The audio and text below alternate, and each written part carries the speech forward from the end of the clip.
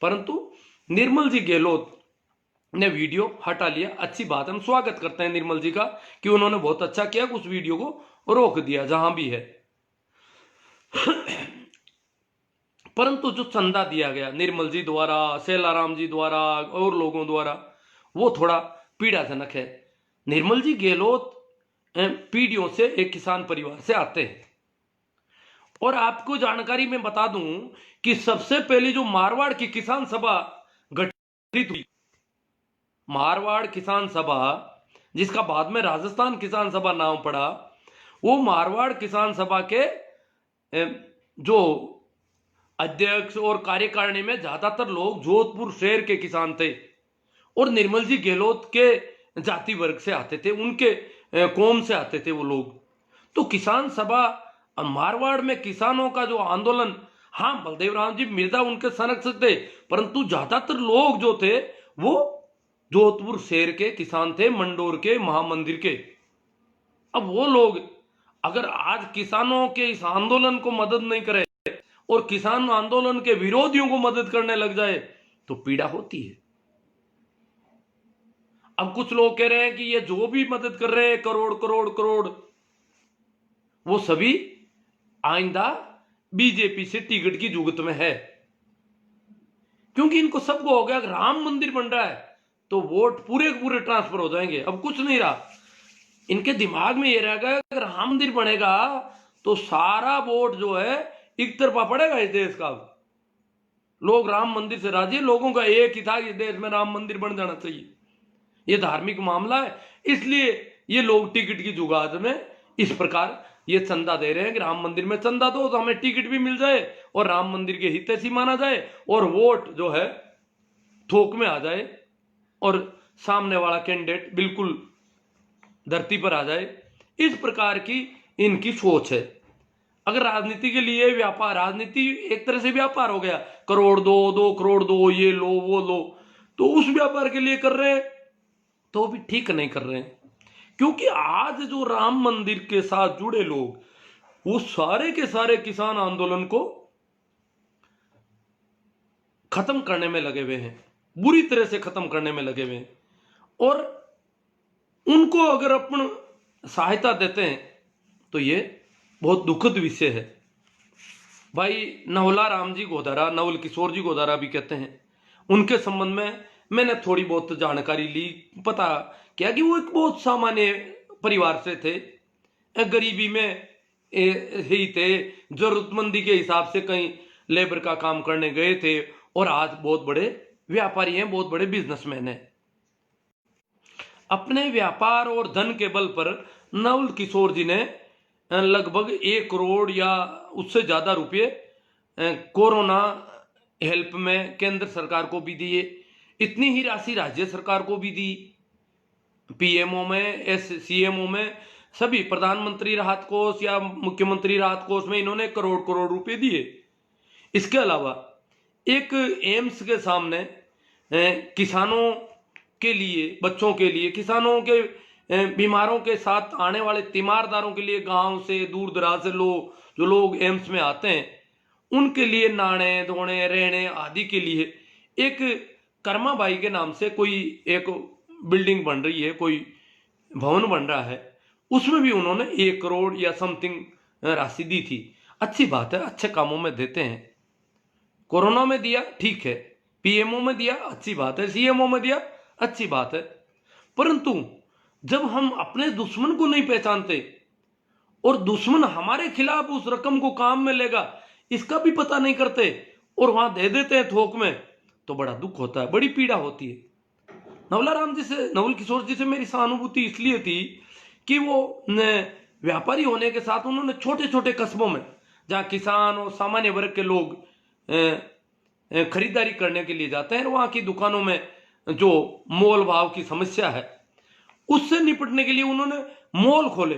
खिंवसर है, खिंवसर जैसे इलाके छोटे जगह पे साहित्य, त्यूरी, ओसिया, मतानिया, कई सिणदरी, कई जगहों पर उन्होंने इस प्रकार के मॉल स्थापित किए और वो मॉल उनके मैंने देखे कि 5 रुपये की चीज है तो उसमें भी उन्होंने 5 रुपये कीमत लिख दी ताकि खरीदने वाला उसको देख ले, ठीक लगे तो खरीद ले, नहीं तो नहीं खरीदे।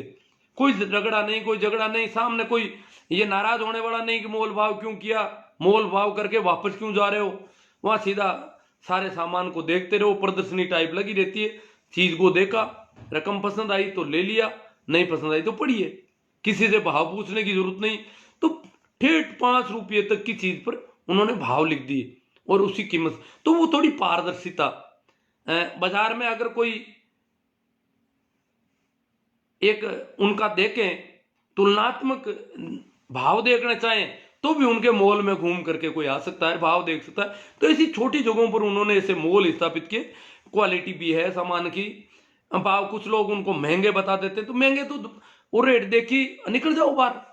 बाकी उन्होंने मतलब ये बहुत अच्छा किया कि दुकानदार से भाव पूछो और फिर खरीदो नहीं, तो उसकी त्योरियां चढ़ जाती है कि भाव पूछते हुए फिर रहे हो, खरीदते तो हो नहीं। पर वहां ऐसा नहीं, भाव देखो, खरीदो तो खरीदो, नहीं तो नहीं। तो नवल किशोर जी के मैं तो देख रहा था कि वो उन्होंने अच्छा किया कि छोटी जगहों पर गांव के आम लोगों की सुविधा के लिए उन्होंने इस प्रकार के पारदर्शिता वाले माल स्थापित किए। परंतु अब जब इतना दुश्मन को पहचान अभियान चल रहा है, उसके बावजूद वो इस प्रकार ठगे गए, तो मैं चाहता हूं कि जिस प्रकार निर्मल जी गहलोत ने अपना वीडियो वापस लिया, वैसे ही नवल किशोर जी को जिन लोगों ने चंदा दिया, नवल किशोर जी उनसे कहें कि भैया किसान आंदोलन का समर्थन करोगे कि नहीं करोगे। उनसे थोड़ा पूछे तो सही, उनसे बात करें कि ये किसानों के बिल इतने खराब हैं, क्या बात है कि आप इनका विरोध करते जा रहे हो लगातार। क्या ये किसान आतंकवादी है, क्या ये किसान खालिस्तानी है, क्या ये लोग किसान नहीं है। अब जो इस प्रकार मर रहे हैं, सड़कों पर पड़े हैं, ये हालात हैं इस मौसम में, ऐसी परिस्थितियों में, क्या अब भी इनको किसान नहीं मान रहे हो तुम। और इनको मानते क्या है, नकली किसान, फर्जी किसान, कॉमरेड, पाकिस्तानी मुल्ले, पता नहीं अभी भी टुकड़े टुकड़े गैंग, क्या असली किसान है ही नहीं। कुछ लोग कहते हैं भाई ये वो वार्ता सही कर नहीं कर रहे हैं, कई बार हम चिंता व्यक्त कर रहे हैं भाई न तो ये होमवर्क करके आ रहे हैं, वार्ता कर नहीं रहे हैं, किसानों के विषय पर संवेदनशील नहीं है सरकार। और मोदी जी जब कह रहे हैं कि मैं आने को तैयार हूं, तो मोदी जी को अब खुद को वार्ता कर कि मोदी जी नकली किसानों से वार्ता करेंगे क्या। बड़े भक्त देश में आ जाते हैं कि मोदी जी असली नेता है और नकली किसानों से खुद वार्ता करेंगे। मोदी जी को आपने क्या समझ रखा है, ये किसान नकली है और नकली किसानों से मोदी जी बात नहीं करेंगे। अरे तो मोदी जी नहीं बात करेंगे तो फिर मोदी जी के मंत्री कर रहे हैं, इनको बर्खास्त करो।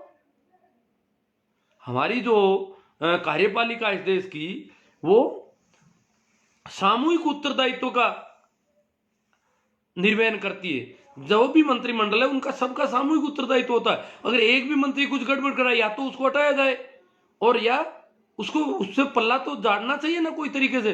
पर मंत्री मिल रहे हैं तो इसका मतलब वो मोदी जी के आदमी है। और नकली किसानों से मंत्री जी क्यों मिल रहे हैं फिर, टुकड़े टुकड़े गएंगे तो मतलब। अभी तो कुछ एक मीटिंग में तो उन्होंने शहीद होने वालों को श्रद्धांजलि तक दे दी, पहले तो नहीं दी शुरू में तो, पर अब जाकर के श्रद्धांजलि तक दे दी। तो क्या वो किसान नहीं थे, आतंकवादियों को श्रद्धांजलि देते हो। टुकड़े टुकड़े गैंग के लोग जो मरे दिल्ली के आसपास, उनको मंत्री महोदय और सरकार के आदमी श्रद्धांजलि देते हैं, ये क्या है। ये असली किसान नहीं है तो श्रद्धांजलि किस बात की। तो कई बातें हैं। एक अभी आए हैं भाई ऋषभ शर्मा नाम करके, वो काफी दिनों से प्रयास कर रहे हैं, उन्होंने याचिका दायर कर रखी है हाई कोर्ट, सुप्रीम कोर्ट में। ऋषभ शर्मा कहते हैं कि इन किसानों को यहां से हटाया जाए। किसान शांतिपूर्ण आंदोलन कर रहे हैं, किसान बिल्कुल मर रहे हैं, परंतु कह रहे हैं कि हमें सहनशील होकर काम करना है, चाहे हमारे ऊपर कितने ही जुल्म और अत्याचार हो, हमें बिल्कुल शांति से रहना है, जो होगा देखा जाएगा।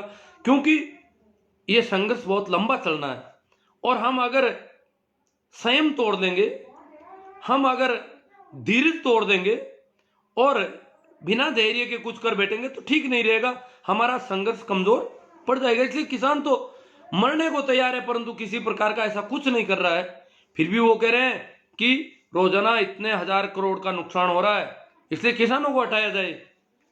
तो ये याचिका भी तो दायर कर सकते थे कि मोदी जी को ये कानून वापस लेने चाहिए थे। वो प्रजातांत्रिक ढंग से आंदोलन कर रहे हैं, किसानों की भला कर रहे हैं, किसानों का फायदा कर रहे हैं, और किसान फायदा नहीं चाहते हैं तो सरकार क्यों नहीं लेती कानून वापस?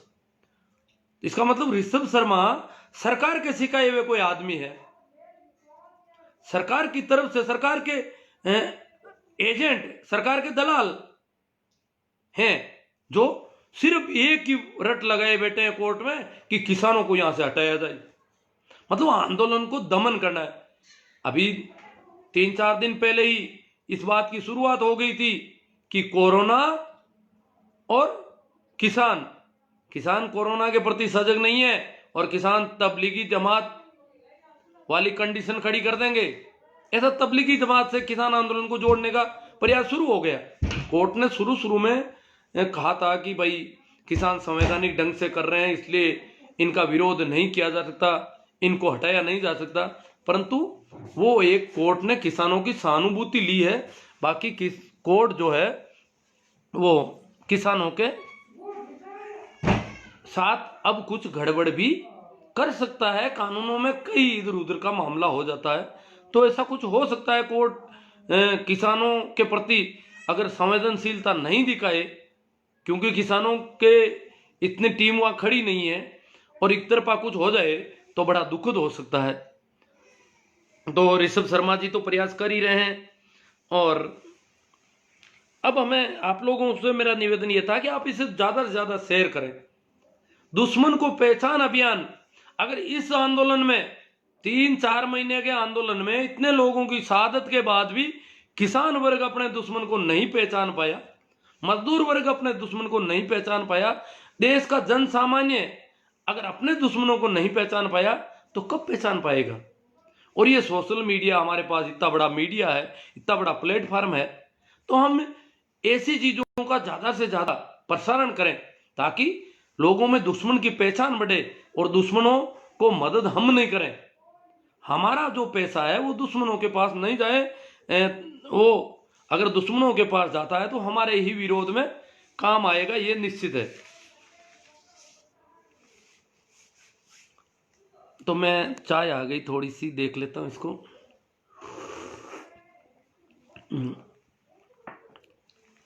हाँ, तो मैं बात कर रहा था,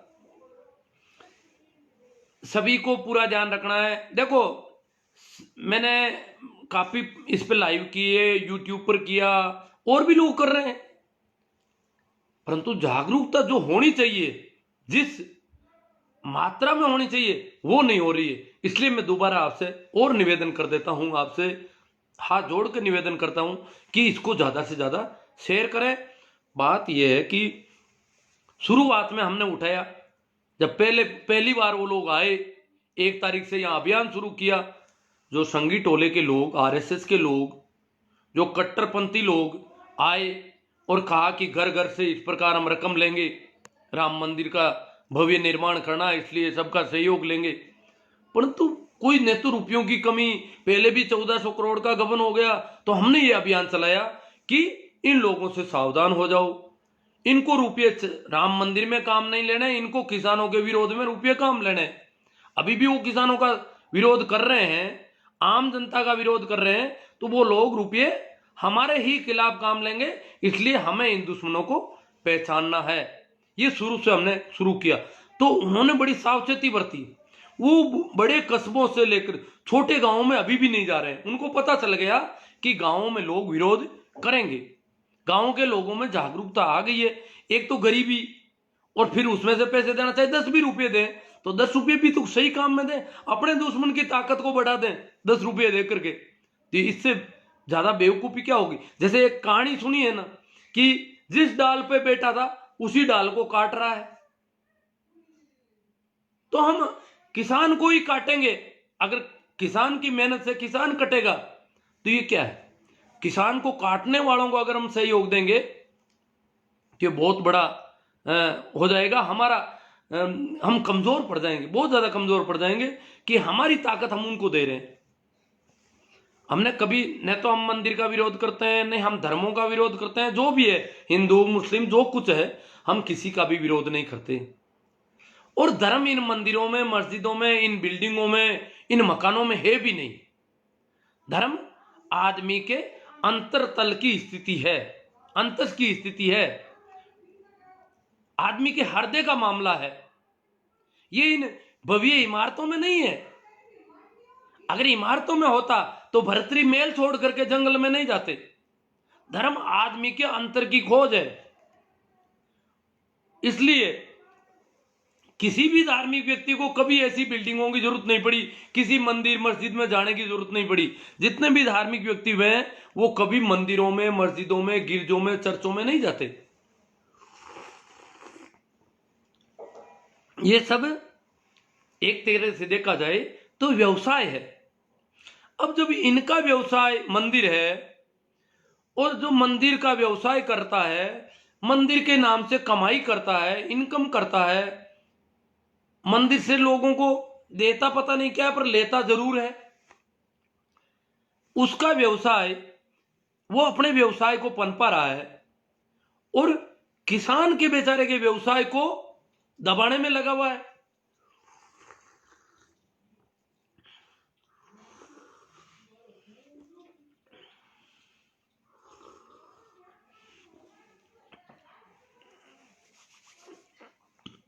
तो मैं बात कर रहा था कि मंदिर इनका व्यवसाय है। सीधी सी बात, मस्जिद भी व्यवसाय हो सकता है। सारे जो भी धर्म स्थल है वो एक तरह से दुकान है। और हमारे यहाँ लोग कहते हैं कि इनकी खेती है। गांवों में लोग कहते हैं कि भाई इनकी यही खेती है। जो कर्मकांड करते हैं, जो अंधविश्वास पाखंड के नाम से जो पैसा हड़पते हैं, उनके संबंध में कभी बात होती है तो कहते हैं इनकी यही खेती है, यही इनका व्यापार है। तो मंदिर इनका व्यापार है, इनका धंधा है, इनकी खेती है। इनकी खेती को हम नुकसान नहीं पहुंचा रहे हैं। कभी कभी हमने इनकी खेती को नुकसान पहुंचाने का कोई उल्टा फायदा करते हैं इनकी खेती में। हालांकि इनकी खेती ऐसी है जिससे कभी किसी का पेट नहीं भरता। इनकी जो खेती है, इनका जो व्यवसाय, सारे व्यवसाय दुनिया के जो भी है वो कुछ उत्पादन करते हैं या व्यापार के जरिए इधर उधर वस्तुओं की व्यवस्था करते हैं, समाज में वितरण व्यवस्था करते हैं, विपणन की व्यवस्था करते हैं। परंतु इनका व्यवसाय ऐसा है, देना लेना कुछ नहीं, सिर्फ लेना लेना तो दिखता है और दिया क्या जा रहा है वो अदृश्य है। सब आदमी जाते हैं, माना कि मंदिर जाते हैं, मस्जिद जाते हैं, गुरुद्वारे जाते हैं, अपनी पीड़ा लेके जाते हैं, अपने दुख दर्द लेके जाते हैं, अपनी समस्याओं के लिए जाते हैं। तो वहां उनको एक ढांढस बताया जाता है कि तू इतना रुपया दे दे और तेरा ये दुख दूर हो जाएगा। अब दुख दूर होगा नहीं, वो रुपये दे करके वो सोचता है मेरा दुख दूर हो जाए। रुपये, प्रसाद, कुछ भी, अनाज वगैरह जो भी देता है वो दे देता है और वो उसके प्रतिफल में उसके दुख दूर करने का या उसके बिजनेस में फायदा करने का एक हवाई मामला कर देता है। तो ये अब सबको पता चल गया कि सब धोखा है, सब इतना नकली व्यापार है, इतना नकली व्यवसाय, इतना नकली बिजनेस है। और वो लोग किसानों को नकली किसान कह रहे हैं जो इस प्रकार का नकली बिजनेस करते हैं, देते कुछ नहीं और हड़प लेते हैं, लोगों का शोषण कर लेते हैं। वो लोग किसानों को नकली किसान कह रहे हैं। कितनी दुखद बात है। समझना पड़ेगा कि ये हमारी दुश्मनी क्यों कर रहे हैं। आखिर हमने जब इनकी खेती को कभी नुकसान नहीं पहुंचाया तो ये हमारी खेती के पीछे क्यों पड़े हैं। हमने इसके व्यापार को कोई नुकसान नहीं पहुंचाया, इनके बिजनेस को कोई नुकसान नहीं पहुंचाया, जो दुनिया का सबसे गंदा बिजनेस है। इससे कोई किसी को संतुष्टि नहीं होती। ऐसे बिजनेस को भी हमने कभी नुकसान पहुंचाने का प्रयास नहीं किया, फिर भी वो हमारे धंधे पर जो नुकसान हो रहा है, हम पीड़ित हैं, परेशान हैं, रो रहे हैं, मर रहे हैं, सड़कों पे पड़े हैं, ठंड से ठिठुर रहे हैं, खाने पीने की व्यवस्थाएं, सारी व्यवस्थाएं कितनी, उसमें भी अब ये कुछ लोग कह रहे हैं कि डीजल बहुत जला देंगे किसान ट्रैक्टरों में। तो भैया मोदी जी से बात करो ना कि किसान डीजल ज्यादा जला रहे हैं। किसान जो डीजल जला रहे हैं ट्रैक्टरों में, डीजल अभी 35,000 ट्रैक्टर, भास्कर की रिपोर्ट में था कि 35,000 ट्रैक्टर इस जो कुंडली मानेसर पलवल हाईवे है, एक्सप्रेस वे, या कुंडली, गाजीपुर, पलवल, जो भी दिल्ली के चारों ओर का, उसमें 35,000 ट्रैक्टर पहुंच गए थे लगभग। तो 35,000 ट्रैक्टरों में तो डीजल काफी चलता है। और वो अब इनके पास, इनकी आईटी सेल के पास मुद्दा मिल गया कि इतने ट्रैक्टर डीजल जला रहे हैं, फिर मोदी जी को कहेंगे कि डीजल महंगा हो रहा है, डीजल खेती में काम लेना चाहिए कि इस प्रकार ट्रैक्टरों को चलाया जाना चाहिए। तो भैया मोदी जी से कह दो कि इनके कानून वापस कर लो, इनको फायदा नहीं देना है, इनके लक्षण ही नहीं है किसानों के फायदा देने के। तो उनसे तो तुम कहते नहीं, इनको क्यों दबाते हो बेचारों को? इन्होंने ऐसा क्या कर दिया, तुम्हारा क्या नुकसान किया? क्या तुम्हारे मां बाप को कुछ किया? क्या तुम्हारी मां को मार दिया कभी? क्या अपराध किया इन्होंने जो इनको दबाने की कोशिश हो रही है सारी की सारी, कि डीजल जला रहे हैं। अब डीजल तो और जल रहा है, हर गांव में 10-10 महिलाओं को ट्रैक्टर चलाने की ट्रेनिंग दी जा रही है, तो ट्रेनिंग में डीजल जल जाएगा काफी। तो जब उनको ट्रेंड किया जा रहा है, हालांकि वो बाद में ट्रेंड होगी तो खेती में भी ट्रैक्टर पे काम करेगी, अच्छी बात है, वो तो कोई बात नहीं। ट्रेंड जब भी कोई ड्राइविंग का होता है तो शुरू में डीजल जलता है, पर बाद में 1 लाख किसान, 1 लाख ट्रैक्टरों का टारगेट रखा है, तो 1 लाख ट्रैक्टर तो दूर दूर से भी आएंगे, डीजल और जलेगा। तो 26 जनवरी से पहले पहले, क्योंकि 22 जनवरी को ट्रैक्टर रवाना होने लग जाएंगे गांवों से, तो साहेब को कहो कि ये कानून वापस ले लो, ये जिद छोड़ो। किसान भी जिद्दी है, और किसान बहुत ज्यादा जिद्दी है, ये मर जाएंगे पर पीछे नहीं हटेंगे, ये उनको समझना चाहिए। ये जो पहले कहते थे ना बरगलाए वाली, तब तो उनके भी बैठ नहीं रही है कि ये किसान तो जिद पकड़ लिया किसानों ने। अब कहते हैं किसान जिद क्यों कर रहे हैं? अभी भाई हमारे मदन जी दिलावर है राजस्थान से, पहले पूर्व मंत्री हैं राजस्थान के, तो उन्होंने तो बड़ा गजब का कि किसान बर्ड फ्लू फैला देंगे, किसानों की वजह से बर्ड फ्लू फैल रहा आंदोलन की वजह से।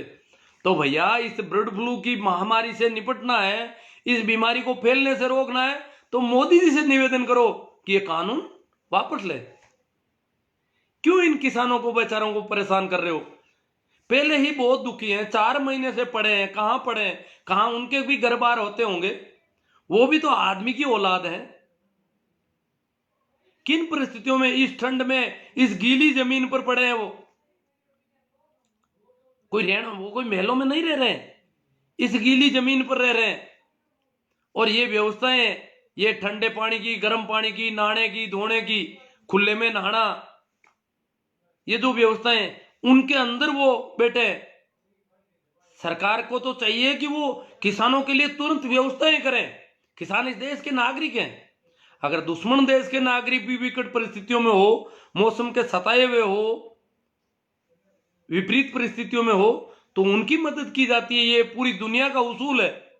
परंतु यहां तो उनको श्रद्धांजलि देने में भी 8वीं मीटिंग में जाकर के श्रद्धांजलि दी गई किसानों को, जो शहीद हो गए, 50 से ज्यादा जब शहीद हो गए, तब जाके इनको श्रद्धांजलि देने की सूझी कि इनको श्रद्धांजलि दे दी जाए। अब तो बड़ा दुखद मामला है। ये लोग देखो अब गांवों में आएंगे, ये इन्होंने बड़े, अभी ये गांवों में नहीं आ रहे हैं डर के मारे, आप लोगों में जागृति बहुत तेज है, गांवों में तेजी से जागृति हुई, तो ये डर रहे हैं कि गांव में जाते ही कहीं विरोध नहीं हो जाए। और एक गांव में विरोध हो गया, गांव में वैसे भी गरीब लोग हैं, क्यों पैसे खर्च करें बिना मतलब, और दुश्मन को पैसे क्यों दें? तो एक गांव में अगर विरोध हो गया तो दूसरे गांव में मैसेज जाएगा और सब जगह गड़बड़ हो जाएगी। इसलिए शहरों में अभी बड़ी बड़ी मुर्गियों को पकड़ रहे हैं, करोड़ों ले रहे हैं उनसे। बाकी इनने 10-10 रुपये तक के कूपन छपवा दिए, गरीब से गरीब आदमी से 10 रुपये तो लेने हैं, और एक एक आदमी को 1000-1000 कूपन दे देंगे, 10-10 हजार कूपन दे देंगे। इस प्रकार का इन्होंने खेल कर दिया है, वो राम मंदिर के फोटो का कूपन बनाया है। तो सावधान रहना है, इन लोगों से कैसे निपटना है। इनको यही कहना है आ जाए तो कि साहब जो भी चंदा लेने आए उनसे कहना हम भी राम मंदिर के पक्ष में। हालांकि हम जो राम नाम की बात कर रहे हैं वो राम नाम संतों का राम नाम है, अंधविश्वास और पाखंड के विरोध में राम नाम था। और रामचरितमानस का जो अभियान चला तुलसी के नेतृत्व में, वो चला पाखंड और कर्मकांड को पुनर्स्थापित करने के लिए। संतों ने पाखंड और अंधविश्वास की जगह, मूर्ति पूजा की जगह, मंदिर और कर्म कांडों की जगह राम नाम स्मरण का मंत्र दिया कि राम नाम करो, राम राम की माला फेरो और अपनी चेतना के स्तर को बढ़ाओ। राम नाम के जरिए एक साधना की विधि दी उन्होंने, तो राम नाम की विधि थी और इन्होंने रामचंद्र नाम की एक नायक हीरो, जिस पुस्तक का हीरो है रामचंद्र, उसको छपवाया और फिर बंटवाया इसको तेजी से कि यह राम की किताब है। और राम नाम था, सिर्फ राम नाम, राम राम राम राम, ईश्वर को याद करने की विधि थी, टेक्निक थी, एक मेडिटेशन का ढंग था। उसकी जगह इन्होंने रामचंद्र प्रतिस्थापित किया विकल्प के तौर पर, और विकल्प इतना भारी हो गया कि राम नाम को भूल गए और हमने सोचा कि रामचंद्र जो है वही राम नाम होता होगा, जबकि वो तो पूरा ही पाखंड और कर्मकांड से सनी हुई किताब है और पिछड़े वर्गों के खिलाफ उसमें कई बातें लिखी हुई है। इसलिए अगर देखा जाए तो ये राम मंदिर का आंदोलन भी निचले तबके के खिलाफ रहेगा। ये पूरा का पूरा षड्यंत्र जो है आम लोगों के खिलाफ होगा, मेहनतकश लोगों के खिलाफ होगा। और जो ये मंदिर का काम कर रहे हैं यही लोग राजनीति में इन्वेस्टमेंट कर रहे हैं, राजनीति में धन दे रहे हैं। जो एमएलए खरीदे जा रहे हैं ये सब उसी ग्रुप से होंगे, क्योंकि आरएसएस मुख्य संगठन है इसका और उन्हीं का एक राजनीतिक संगठन बीजेपी है। तो ये तो पूरा एक गठजोड़ है और पूरी तरह से अब ये नग्न हो गए कि इनको किसान अच्छा लगता है, न मजदूर अच्छा लगता है, न कोई कामगार अच्छा लगता है। हर एक मेहनतकश व्यक्ति के खिलाफ ये लोग हैं। मैं ये नहीं कहता हूं कि इसमें ब्राह्मण है, इसमें सभी जातियों के लोग हैं। ब्राह्मण भी कई ऐसे हैं जो अंधविश्वास और पाखंड के सख्त खिलाफ हैं। ब्राह्मणों में ऐसे व्यक्ति मिल जाएंगे, वो कहते हैं कि ये गड़बड़ है। इसका मतलब ब्राह्मण वही है जो अंधविश्वास और पाखंड के खिलाफ है। अगर देखा जाए तो ब्राह्मण एक अच्छे आदमी को नाम दिया गया है, परंतु अच्छे आदमी की नाम से बुरे आदमी आ गए और जन्म के आधार पर जो जाति व्यवस्था हुई और कर्मकांड से इन्होंने जो धंधा बनाया वो सारा गड़बड़ हो गया। धर्म ये नहीं होता। धर्म न तो जातियों को मानता है, न संप्रदायों को मानता है, न ऊंच नीच को मानता है, और शोषण के तो सख्त खिलाफ होता है, चोरी के सख्त खिलाफ होता है। धर्म सत्य की यात्रा है, धर्म बराबरी की तरफ चलने वाला मामला है। इसलिए ये हिंदू, मुस्लिम, सिख, ईसाई ये कोई धर्म नहीं है। ये जो संप्रदाय है इनका धर्मों से कोई लेना देना नहीं है। धार्मिक व्यक्ति होता है, कभी कोई कबीर, कभी कोई बुद्ध, कभी कोई महावीर, कभी कोई कृष्ण, कभी कोई मोहम्मद, कभी कोई जीसस। कोई व्यक्ति होता है धार्मिक, ये धर्म नहीं होते। महावीर के पीछे जैन धर्म बनता है, उसका महावीर से क्या लेना देना। बुद्ध के पीछे बौद्ध धर्म बनता है, उसका बुद्ध से क्या लेना देना। उन्होंने जो बातें कही, उन्होंने अपनी चेतना के स्तर को बढ़ाया। वैसा अगर कोई चेतना के स्तर को बढ़ाता है तो वो धार्मिक व्यक्ति है। कबीर के पीछे कबीर पंथ चलता है, दादू के पीछे दादू पंथ चलता है। ये एक पंथ, जैसे कबीर तो पंथ के खिलाफ थे। कबीर कहते हैं पका पकी के पेकने, अरे सब जगह भया बुलाना। पूरा जगत जो है पक्षपात में भूला हुआ भटक रहा है। पूरा जगत, पूरे जगत को कह दिया उन्होंने, पका पकी के पेकने सब जगह भया बुलाना, अरे निरपक हो ये हरि भजे वो कोई साध सयाना। कबीर कहते हैं निष्पक्ष होकर के कोई हरि के भजन करता है वो साध है, वो सीधा साधा आदमी है जो निष्पक्ष है। तो निष्पक्ष है वही साध है, तो निष्पक्ष नहीं है वो तो बदमाश है, वो तो बेईमान है, वो तो चालबाज है, वो धोखेबाज है, वो पाखंडी है, वो धूर्त है। तो कबीर साहब कहते हैं पका पकी के पेकने सब जगह भया बुलाना, अरे निरपक हो हरि भजे वो कोई साध सयाना। वो साध होता है। इसलिए उन्होंने तो पक्षपात के खिलाफ बातें कही और ये कबीर पंथ बना के बैठ गए लोग। तो जितने भी पंथ संप्रदाय और तथाकथित धर्म है, ये धर्म के खिलाफ धंधे हैं, धर्म के खिलाफ व्यवसाय है। और इस दृष्टि से देखा जाए तो हमें इनके चक्कर में नहीं पड़। धर्म कोई पैसों से नहीं खरीदा जाता कि 1 करोड़ 21 लाख दे दिए नवल किशोर जी ने राम मंदिर में, अब धार्मिक हो गए। ऐसे कैसे धार्मिक हो जाएंगे? राम मंदिर में 1 करोड़ दिए, मस्जिदों में कितने दिए उन्होंने? ये तो पक्षपात हो गया। और नहीं तो इनमें देने की जरूरत कहां? आदमी जीता जागता भगवान है, उसको मदद करो। हर एक जीव जगत में भगवान दृष्टिगोचर हो रहा है, उसकी हेल्प करो, उसका सहयोग करो। अगर कर सकते हो तो, आपके पास ज्यादा हो गया हो तो वहां तो पक्षपात से भर जाते हैं हम।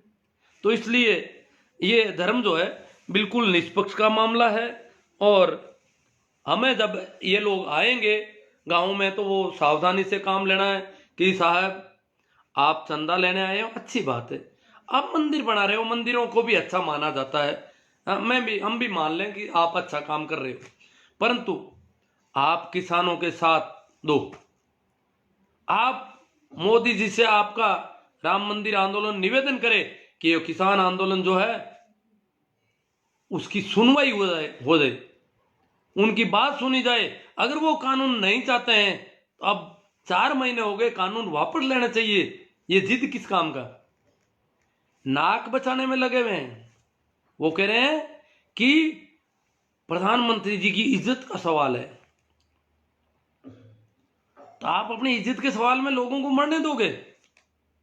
इसलिए मंत्री जी कह रहे हैं कोर्ट में चले जाओ किसान, ताकि कोर्ट अगर कह देगा कि भाई कानून नहीं लागू करने तो हम नहीं करेंगे, तो मतलब हम वापस नहीं लेंगे, हम वापस लेंगे तो हमारी इज्जत चली जाएगी और लोग कल कोई मांग करने लगेंगे और हमारे ऊपर सवाल खड़ा हो जाएगा कि ये मनमानी करने वाले लोग हैं।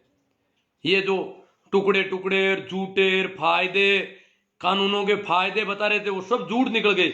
अब जो कानून इतने फायदे वाले हैं तो आधे से ज्यादा कानून को तो सरकार सहमत होगी कि आधे से ज्यादा तो इसके हम तोड़ देंगे, संशोधन कर देंगे, ज्यादातर संशोधन कर देंगे, परंतु कानून रहना चाहिए। फिर कहां कानून रहेगा जब इसकी हड्डियां पसलियां निकाल रहे हो आप? सरकार उसकी हड्डियां पसलियां निकालने को तैयार हो गई कानून के ढांचे की। जो कानून खड़ा कर रखा है इन्होंने उसके ज्यादातर जो है वो वापस लेने को तैयार है, संशोधन करने को तैयार है, पर पूरी तरह से वापस लेकर के हमारी इज्जत मत खराब करो, हमारी इज्जत उछल जाए, हम नंगे हो जाएंगे।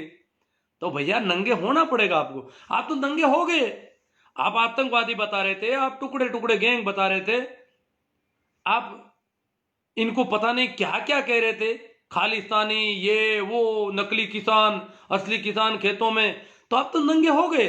आप फायदे गिना रहे थे कल तक, आप नंगे हो चुके हैं। अब आप उस कानून के सारे अंदर से हड्डियां पसलियां निकाल करके और कह रहे हो इतना सा कानून रख लो, आप हमारी बात रह जाए, हमारी इज्जत रह जाए कि हमने मनमानी नहीं की, कानून सही था, किसान मान गए, थोड़ा सा संशोधन किया।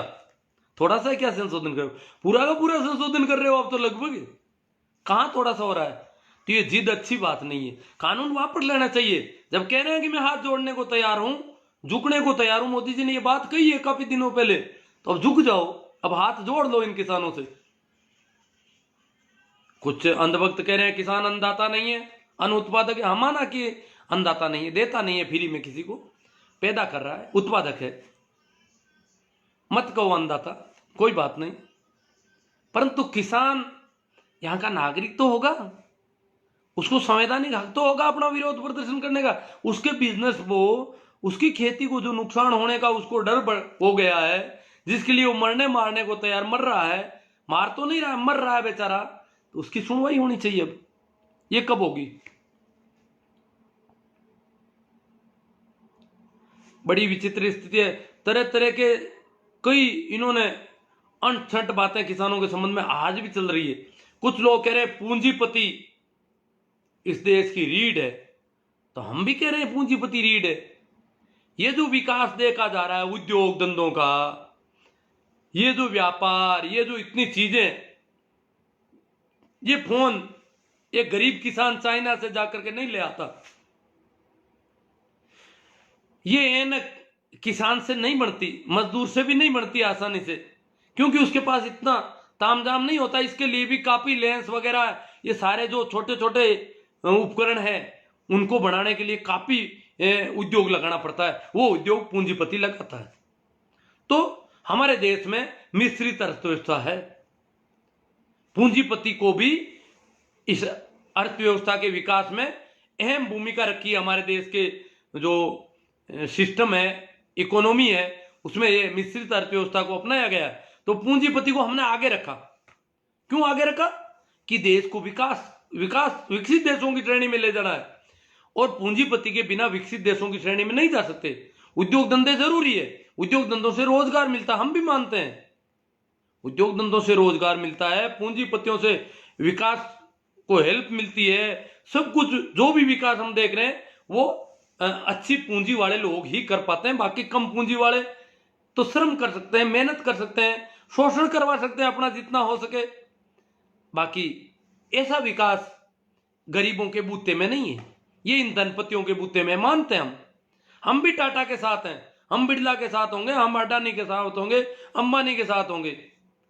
परंतु हम ये भी जानते हैं कि धीरू भाई अंबानी बहुत गरीब आदमी था।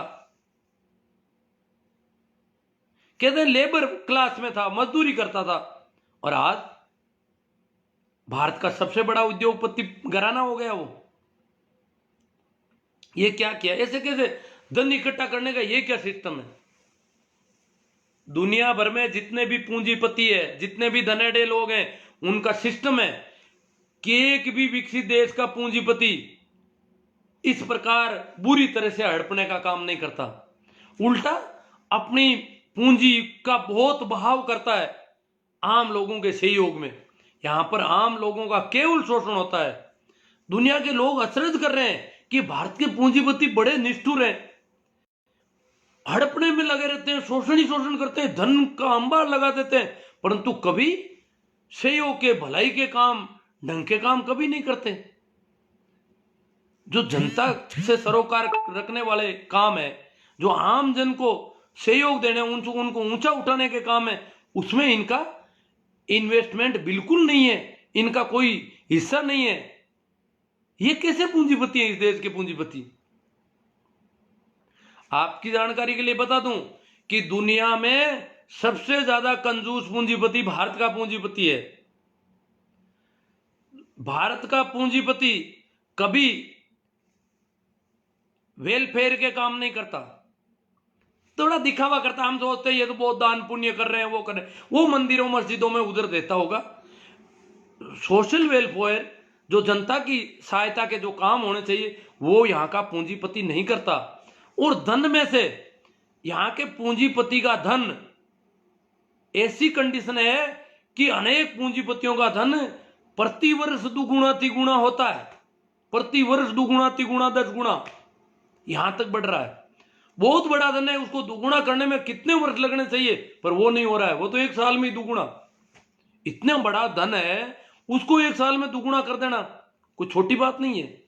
छोटा धन होता है तब तो ये 100 गुना बढ़ाते हैं 1 साल में, 1000 गुना तक बढ़ा देते हैं। पर बहुत बड़ी संपत्ति को भी अगर ये दुगुना बढ़ा देते हैं 1 साल में, तो ये बड़ी सोचने वाली बात है। यहां का पूंजीपति अड़ोस पड़ोस के गरीबों को देखता है और वो सोचता है मैं गरीब नहीं हो जाऊं। इसलिए यहां का पूंजीपति सबसे कंजूस पूंजीपति है दुनिया का। उसको तो यही डर है मैं वापस सड़क पर नहीं आ जाऊं कहीं, क्योंकि पास में गरीबों को देख रहा है। बाकी इस प्रकार की कंजूसी विकसित देशों में नहीं पाई जाती। वहां लोग पैसे खर्च करने के मामले में इतने कंजूस नहीं है जितने यहां के लोग हैं। कारण कि यहां बहुत ज्यादा गरीबी देखी जाती है, अड़ोस पड़ोस में भिखमंगे दिखते हैं चारों ओर, तो उसको डर लगता है कहीं मैं ऐसा नहीं हो जाऊं। वहां तो ऐसा कोई दिख नहीं रहा है। वो सोचते कम थोड़ी पड़ते, किसी के पास कम नहीं है तो मेरे पास कम कैसे पड़ेगा धन। यहां तो इतना बड़े बड़े पूंजीपति हैं। दुनिया के बड़े पूंजीपतियों में भारत के बहुत सारे पूंजीपति हैं, और वो भी ये डर लग रहता है उनको कि मैं गरीब हो जाऊंगा। और वहां सामान्य आदमी को डर नहीं रहता कि मैं गरीब हो जाऊं, क्योंकि वहां गरीब कोई दिख नहीं रहा है।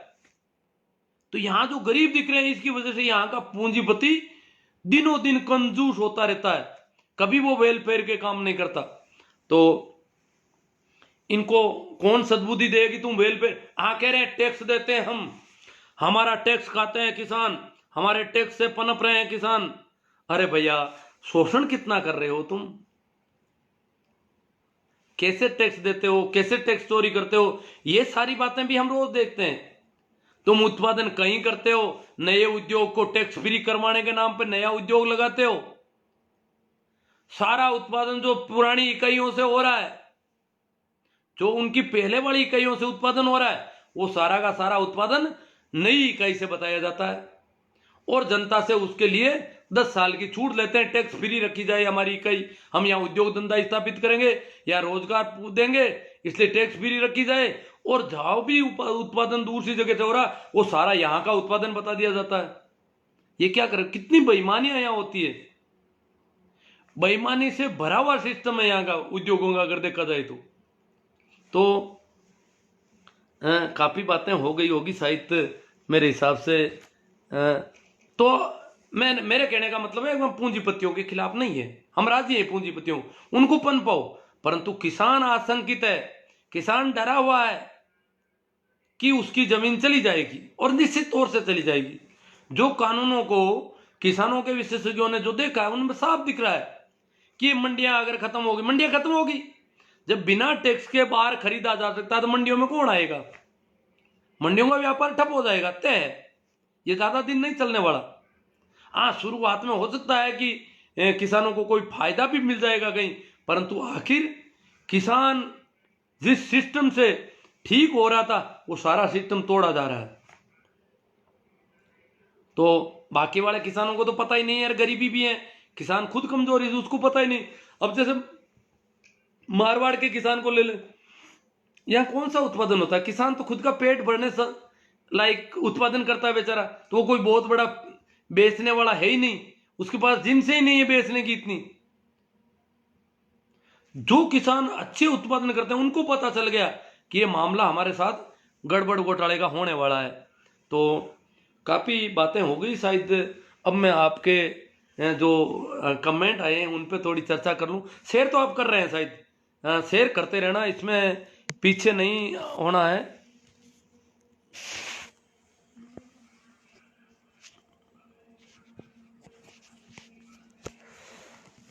हाँ, तो अब मैं सीधी सीधी बात आपसे करूँ कमेंट के जरिए। तो जुड़ गए हैं हीरा राम जी गोदारा, सरवण जी चोटिया, सुरेंद्र जी बाबल, राम सिंह जी जाखड़, जेठाराम जी तंवर, कालू राम जी मेघवाल, महेंद्र जी पूनड़, महेंद्र जी कड़लू के महेंद्र जी हैं, इनेलो में ये हरियाणा, ये कंवरा राम जी। अब इस देश में आप जैसे इंसान की सख्त जरूरत है। मैं तो अभी आप भी मेरे जैसे ही हो, जो मेरी मदद कर रहे हो, जो सहयोग कर रहे हो, सभी की जरूरत है। और बहुत सारे लोग हैं, मैं तो घर पे बैठा बैठा देखो लोग ठंड में वहाँ कितना कर रहे हैं, मैं तो अभी वहाँ जा ही नहीं पाया। भाई नमो बुदाई जी कहते हैं कि मदन दिलावर को तो जूता मारना चाहिए, वो जूते, देखो हम किसी को जूते में, किसान आंदोलन बिल्कुल शांति प्रिय आंदोलन है, संयम और धीरज के साथ किसान अपनी मांगों पर अड़े हुए हैं और अड़े रहेंगे। भाई रामसुख जी, रमेश जी सैनी, तुलसी ने हमारे समाज को बहुत नुकसान पहुंचाया, वो तो है उनका। बागड़िया, बनीराम जी बागड़िया, ओम जी पूनिया, मेघराज जी राव, रंडी रोना रोते रहो सा। अब मेघराज जी को तो पता नहीं क्या चिंता है, हम जो बात कर रहे हैं उसको रंडी रोना मान रहे हैं, समझ में नहीं आ रही कौन सा हम तकलीफ में, हम पीड़ा में हैं, हमारी प्रति सहानुभूति होनी चाहिए कि किसान कितना दुखी है इस देश का किसान, उस पर कोई सामत आई है तभी तो इतना दुखी है, अन्यथा क्यों होता। तो मेघराज जी थोड़ा हृदय से बात करो, सोचोगे वो किसान कैसे रह रहे होंगे उस ठंड में, जो दिल्ली के आसपास की ठंड है। आसू जी सियाग, ओमाराम जी चौधरी, राजेश जी चांगल, एक हनुमान जी, संजीप हनुमान जी, आप सुनते ही क्यों हो जब रंडी रोना रोवे तो। हाँ, ये हनुमान जी कह रहे हैं भाई आप इनकी सुनते क्यों हो, ये रंडी रोना रो रहे हैं तो। ये विरोध करने के लिए आते हैं जी कि इनकी मुहिम को कमज़ोर किया जाए, हमारी मुहिम को कमज़ोर करने के लिए। ओम प्रकाश जी मुंडेल, जेठाराम जी बागड़िया, बाबूलाल जी नाट सर, मेघराज राव, क्यों दुनिया ने मूर्ख बनाओ सा ओ अरे बादल सिंह जी बड़े मजे हैं मेघराज जी के तो, कि दुनिया ने मूर्ख बनाओ तो जागृति आ रही होगी। इतने लोग यूँ थोड़ी सुनते हैं, कोई जागरूकता आ रही है, जो बातें रख रहे हैं हम तो वो चर्चा कर रहे हैं, आपकी तरफ से जो कमेंट आ रहे हैं उन पर चर्चा कर रहा हूँ। अब मेघराज जी ने मेरे ऊपर आरोप लगाया कि मूर्ख बना रहा हूं मैं दुनिया को, तो मुझे भी इस पर विचार करना पड़ेगा मैं कैसे मूर्ख बना रहा हूं और किस किस को बनाया। दुनिया में अभी इन्होंने आइडेंटिफाई नहीं किया कौन बनाया मेरे से मूर्ख। अब जो मेरी हाँ बढ़ रहे हैं वो मूर्ख बन गए नहीं, वो उनको खुद के विचार से, उनके चिंतन में जब उनको बात लगी कि ये ठीक है, तब वो मेरी हाँ भर रहे हैं। कोई वो मेरे कहने से नहीं, मैं कोई दबाव तो किसी पे बना ही नहीं रहा हूं, मैं तो सीधी सीधी बात रख रहा हूं, तो हाँ बढ़ने की कहाँ जरूरत है। मैं आग्रह नहीं कर रहा हूं, कोई मेरा दुराग्रह नहीं है कि मैं कहूं वही बात मानी जाए, तो मैं कैसे मूर्ख बना रहा हूं। Badal Singh ji good sir, M L Lohia, सबसे बड़े आप मूर्ख हो जो सुन रहे हो, हाँ इनको कह रहे मेघराज। आज नागौर के सभी अच्छे अच्छे भामाशाहों ने करीब, अब पता नहीं ये कितने हैं, 50 करोड़ रुपए हो गए शायद, मैं ठीक से नहीं ये तो 50 लाख की है। चलो 50 लाख रुपये की राशि राम मंदिर निर्माण में के लिए दी है। अरे आप रंडी रोता नोड़, वो नागौर शहर में दी, गाँव में नहीं आ रहा है ना। मेरे गांव में तो शायद अभी नहीं आए, मुझे नहीं लगता। मेरे गांव के लोग तो सवाल पूछेंगे ऐसे कैसे देंगे। अब हम तो पहले ही, हमारे गांव में भी रुपयों की बहुत ज़रूरत है, हम तो गांव में है ही क्या, सुविधाएं कहाँ है पूरी। गांव में जो सुविधाएं चाहिए हमारे विद्यालय में जहाँ कहीं भी चाहिए, वहाँ तो हम कमज़ोर पड़ रहे हैं, तो कैसे दे पाएंगे इनको। संदीप जी रोल साहबदार, बलदेव जी चौधरी, पाखंडियों का भंडा फोड़ कर रहे हो। बलदेव जी को बहुत अच्छी लगती है बातें।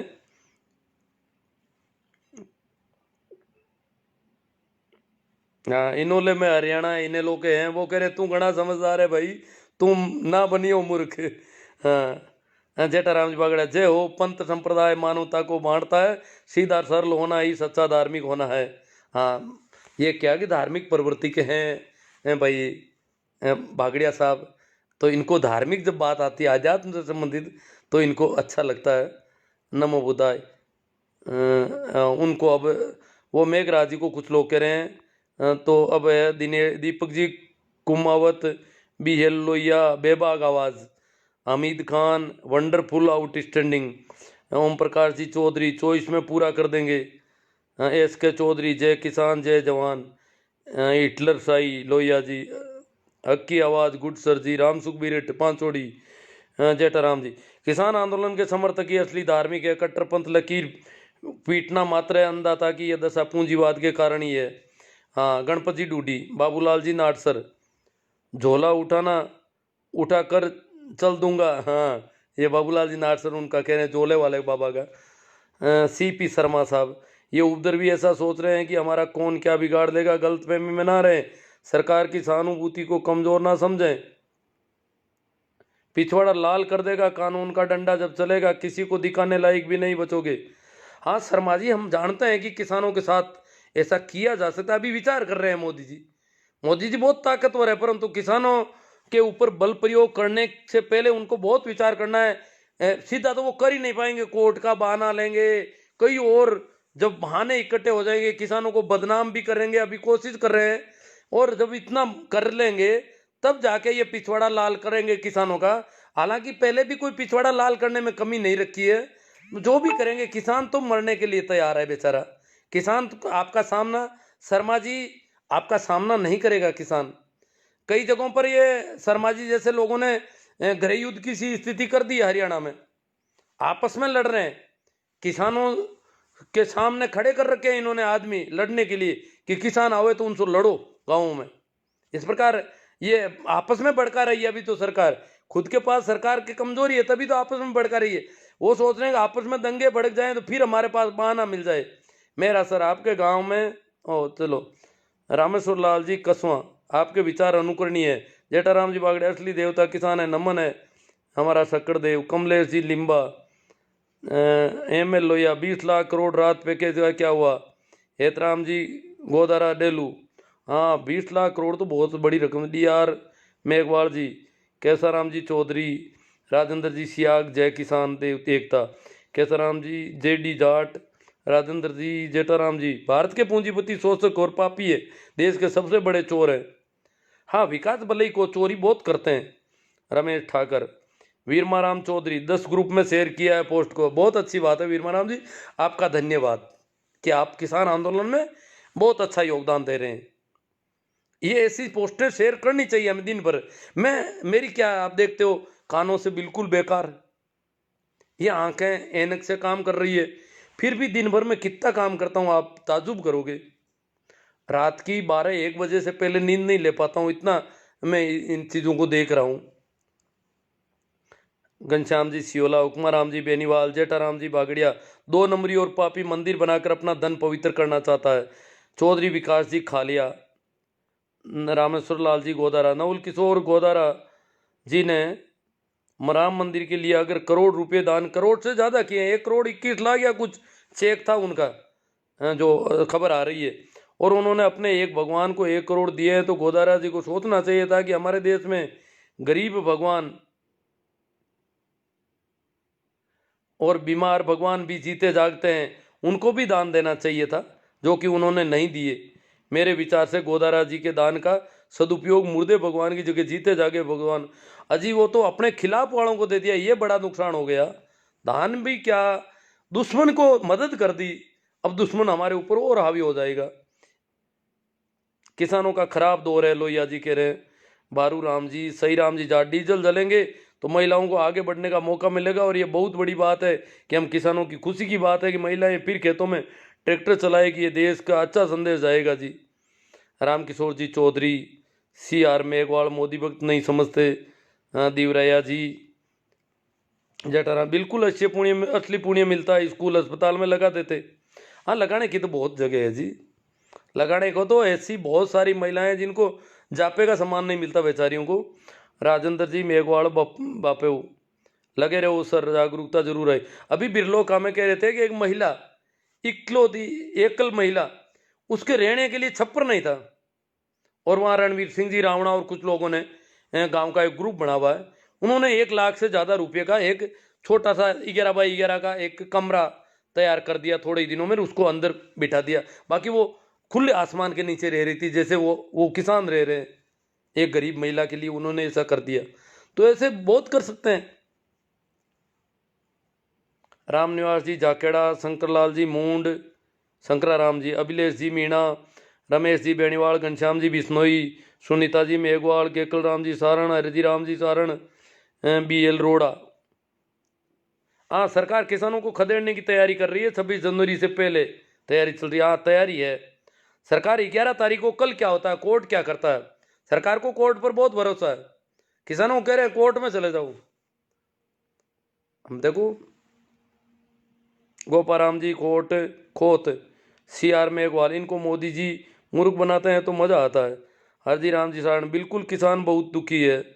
सुमेर राम जी डुकिया, ग्रामीण किसान मध्य प्रदेश, AR नानिया जोधपुर, गुडसर जी, मूलाराम जी मेरिया, केएल सारण मार्गदर्शक जी ऐसे ही जागरूकता करते रहो, आपको सैल्यूट करते हैं। किसान आंदोलन की तरह आपका ही ये जागृति का आंदोलन है एक प्रकार से।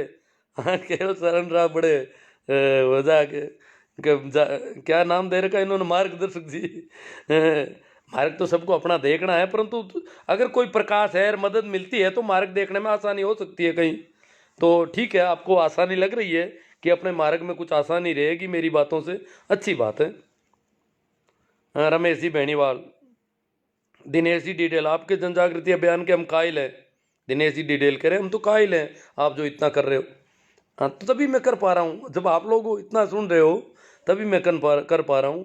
धीरू डोलिया रोहिणा, किसान हूँ, किसान का दर्द किसान ही समझ सकते हैं। अंधभक्त लोग तो बलात्कारियों को भी समर्थन करते हैं, किसानों का नहीं। हाँ देखो, बलात्कारियों के पक्ष में रैलियां निकाली लोगों ने, इस देश में ये हालत है। सरपंच सिराधन, किसान जब तक परेशान रहेगा देश में तूफान रहेगा, किसान आंदोलन। वैनाराम जी तंवर, लूणाराम जी गोदारा, सरपंच सिराधन, जब तक बंद ना होगा गुफाओं का कोना कोना तब तक बंद नहीं होगा अंधभक्तों का पैदा होना। गुफाओं से पैदा होते हैं क्या अंधभक्त? रमेश जी बेनीवाल, DR मेघवाल, रमेश जी बेनीवाल, बागड़िया भाटी, नहीं भागीरथ जी भाटी, हमारा मार्गदर्शन करने के लिए धन्यवाद, ये कह रहे हैं तूफान रहेगा। रमेश जी बेनीवाल, रमेश जी, नैना राम जी, पीरा राम जी पालड़िया। 7 साल पहले ब्राह्मण हर साल एक पीपा धान लेते लाटा में आते, मैंने 7 साल से पीपा बाजरी देनी बंद कर दी, वो आपकी मौज है। रमेश जी बेनीवाल, धीरू राम जी कड़ेला, रमेश जी बेनीवाल, भाई लक्ष्मण जी जाट, बिल्कुल सही कहा आपने इनानिया जी। हाँ, कोई बात जो थी वहाँ पे बोले हैं ये, अब कमेंट में अब देख रहा हूँ। अब है जैन जेठवाल, उमा राम जी खोजा, तनसुख जी खुड़ीवाल, खरी खरी, इनको खरी लग रही है। हरी राम जी पवार, गुजर साहब, वीरेंद्र जी सिंह जी गुर्जर है, झूठ मत बोलो, कुछ शर्म करो। मैं झूठ लग रहा हूँ इनको, तो अच्छी बात है। तो आप सत्य का पता करो, आखिर सत्य है क्या? सत्य सिर्फ मोदी जी कहते हैं वही है क्या?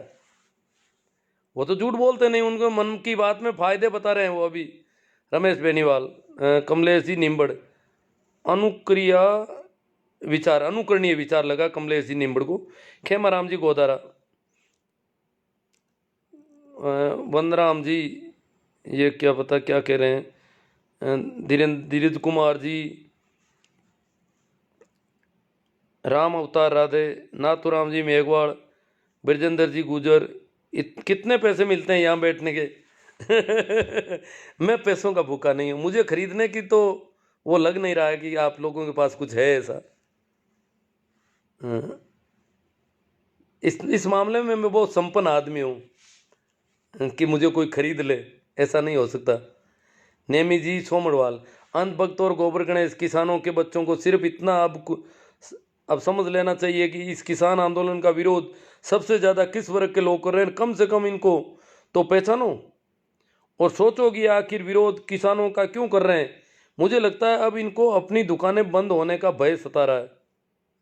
रमेश जी जयपाल, ML लोहिया, आप युवा वर्ग के मार्गदर्शक हैं। सुनीता जी मेघवाल, बहुत अच्छे विचार, 2-3 दिन में आपसे गांव मिलने आऊँगी। अच्छी बात है, स्वागत है आपका। मैं सुनता बहुत कम हूँ सुनीता जी, अब देख लेना आप आती है तो आप जाने अपनी। काना राम जी जानी, राम रतन जी कुचेरिया, जसराज जी चैनपुरा, जसराज जी शेडा पटेल, राउत जी मेघवाल, ओडिंट, शानदार गुरु जी लगे रहो। से नवीन जी भाकर, राम रकबले, वेरी नाइस। इनको कुछ पढ़ नहीं पा रहा हूँ। सुरेंद्र सिंह जी, प्रेमाराम जी दूंदवाड़, धन्ना राम जी टींगड़ा, ओ धन्ना राम जी अध्यापक हैं, मेरे मित्र हैं। कमलेश जी निम्बड़, अनुकरणीय विचार। अब देखो मैं देख रहा हूँ काफ़ी हैं। बुद्ध सिंह जी रावणा जसोल, अर्जुन जी खान, अजरुद्दीन खान, धन्ना राम जी, जय हो शिवनारायण जी, सुभाष जी अरटवाल, ML लोहिया, आपके हौसले को सलाम।